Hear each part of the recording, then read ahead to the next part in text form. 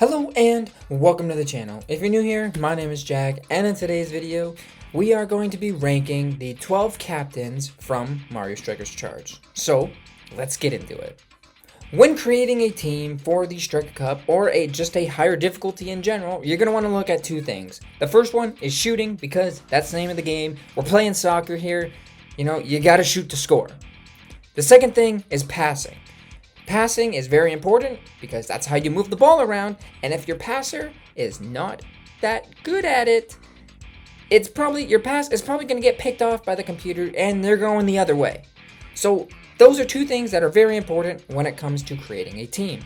So when looking at stats, we're going to want to look at passing and shooting being the most important, and specifically for the captains, we're also going to look at their power-up, because their power-up usually has something good or some sort of benefit towards them. And maybe their deke, if their deke is really good as well. So, starting off in 12th, we're going to have Princess Peach. I'm putting Peach in the bottom of the barrel, last, 12th, whatever you want to call it, because she can't shoot. When the name of the game is shoot to score with your feet, and you can't shoot, there's a bit of a problem. Especially if you're in the striker position, where you're at the top, so you're probably the first one that's going to get a shot in the first place. Just doesn't work. But she can pass, and she does have good speed. So she is a good playmaker and sets up the wingers or her sidekicks. But if you can't shoot, why are you starting? Why are you taking the ball? Why are you leading the charge? That doesn't make sense to me. Another thing about Peach is her power-up is not the greatest. It happens right away as soon as you click the item button, and that can be detrimental because it happens right away, so there isn't time for characters to walk in and get hit by it.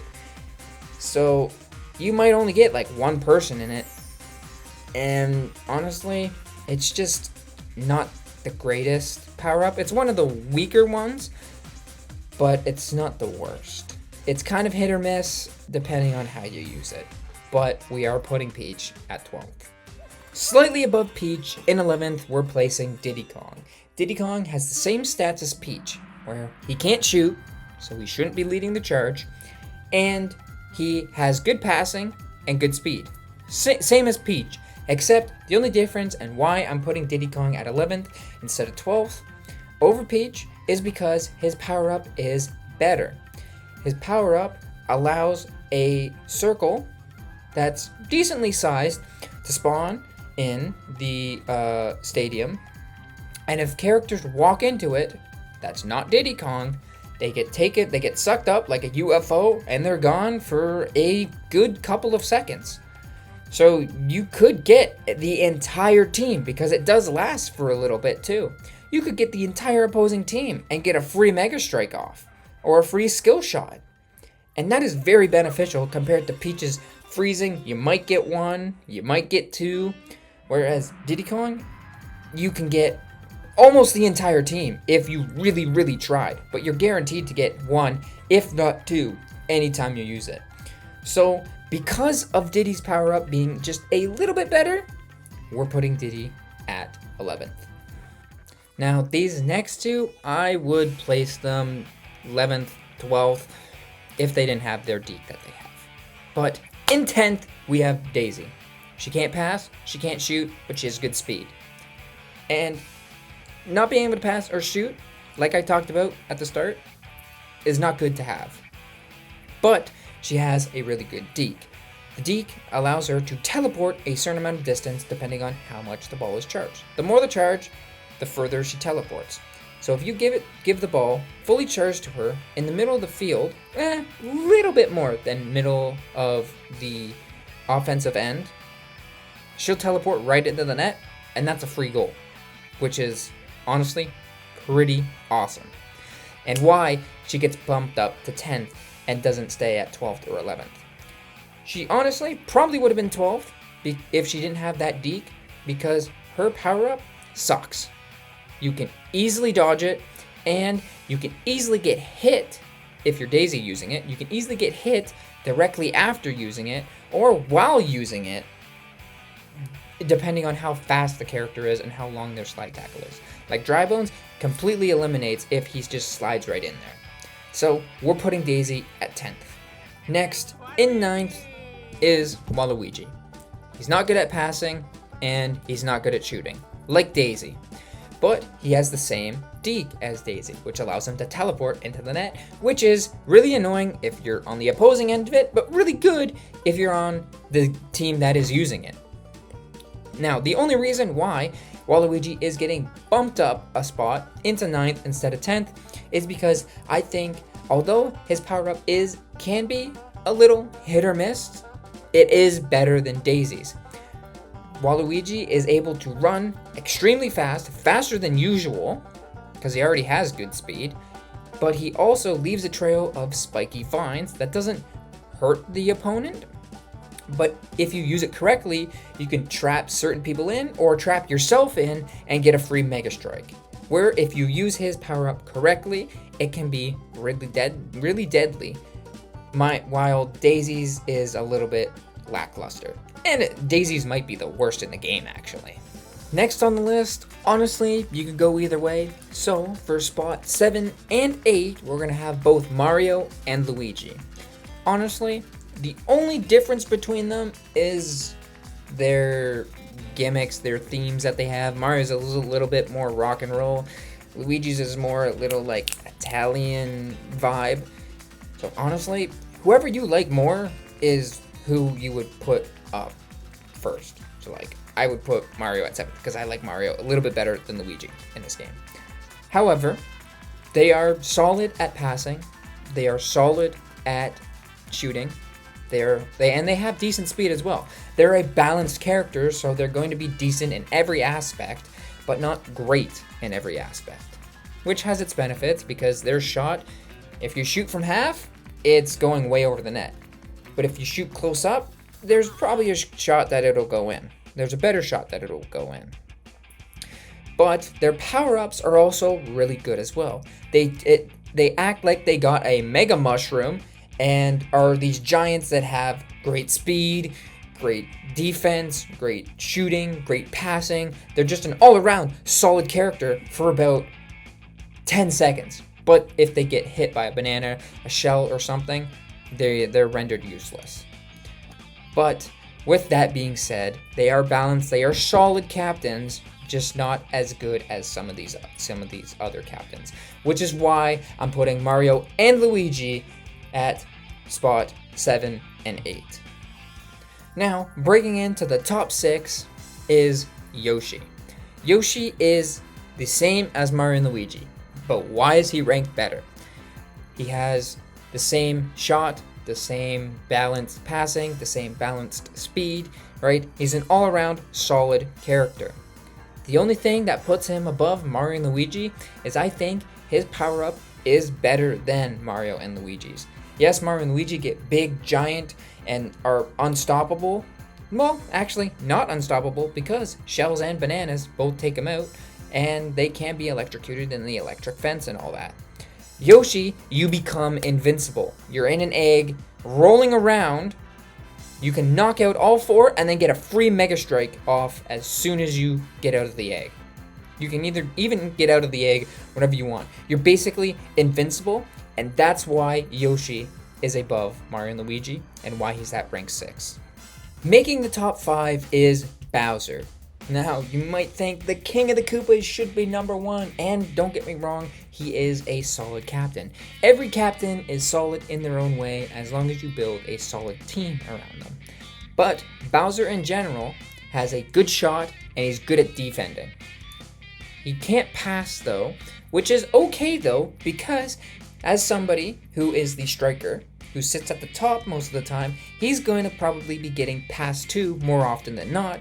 So when you have that shot, you don't really need to be passed to when you're getting the ball given to you. Get it? I think that made sense. Regardless, Bowser is also not very fast either, so passing to him is usually pretty good too. Now, the thing that lowers him a bit is his power-up. His power-up allows him to breathe fire for a little bit of time. You got a certain amount of fuel and then you can't use it anymore. But that sounds good, right? You can breathe fire and like set people on fire so they can't do anything. The only thing is though, if you have a fast character and you run behind Bowser, slide tackle him, take the ball, you can go the other way. So if you got a Boo, that's like the ultimate counter. You go around, slide tackle, go back, go do the Boo trick, and score. Renders Bowser's power up kind of useless, which is why I'm putting him at 5th place, because as good of a shot as he is and as good of a team that you can build around him, his power up is just a little bit lackluster for him being the guy that he is. In 4th, just missing out on the podium, is Wario. Wario is slow and he is not as good on defense. He is good at shooting and good at passing, so it's like, well, why is he not top 2 if he's good at shooting and passing? Like I said at the start, shooting and passing matter most, but his power-up is probably the worst out of the 3 that are left, the 3 that are ahead of him. Wario farts, makes a giant cloud of gas. You can do multiple gas piles because you have a certain amount of fart, but it is kind of easy to get to Wario before he does do anything with the ball after farting. As long as you're ahead of him and you slide tackle, get the ball away, you're okay. If Wario hangs onto the ball, he can walk right into that cloud of fart and literally just do a Mega Strike for free, because your characters, if they smell the fart, they're running all over because it smells so bad. So with the kind of uncertainty of Wario's power-up and how as long as you're on the front side of him, you'll be okay, that's why Wario is at 4th. Bringing up the bronze medal is going to be DK, and no, this is not just because I've just played DK and I've played DK for a while, and it's not biased, I swear. DK is good at shooting and he's good at defending, which is a solid duo. Like Bowser, he is also slow and he also can't pass, but if you're up top, you're probably getting passed to more often than not. And if you surround him with characters that are good at passing, one character that doesn't have a good passing stat, it'll be okay. Now, his power-up is what sets him apart, makes him a top 3 pick, in my opinion. And that is because his Thunder Wham allows him to jump in the air and do like a giant Hulk smash into the ground kind of thing, and just blow everybody away. And it is really easy, because it has such a big radius that you can hit all 4 characters at once and probably get a Mega Strike off right after, which is why that makes DK so good and so good to use or bad to play against, because his power-up is so good. So with that being said, that puts DK at 3rd. And claiming the silver medal, I was honestly really debating giving him the 1st spot, but I didn't, because the power-up is just so much better in the guy that is up 1st. Now, you might be a little disappointed, because this character does shoot well and pass well. Like Wario, he's also slow and can't defend. And that's Bowser Jr. Now, Bowser Jr. is probably has the most annoying theme, and his Mega Strike, I don't like it. He just screams, he's just an annoying little brat. But his power-up is really good. It basically, you're probably guaranteed to hit 2 characters at least, and if you hit the 2 guys on the team, or if you hit guys that have a good shot, basically renders them useless, because his Scream basically takes the characters that get hit and take their stats, puts them all down to like 1s. So you got 2, you could have like 1 or 2 useless characters on the other team that they're not going to pass well, they're not going to shoot well, they're not going to defend well, and they're slow, which makes Bowser Jr. so annoying to play against, but also makes him so good as a captain too, which is why he is number 2. And in 1st, we have Petey. There's a reason why he is the defending Striker Cup champion on your first playthrough of Mario Strikers Charged.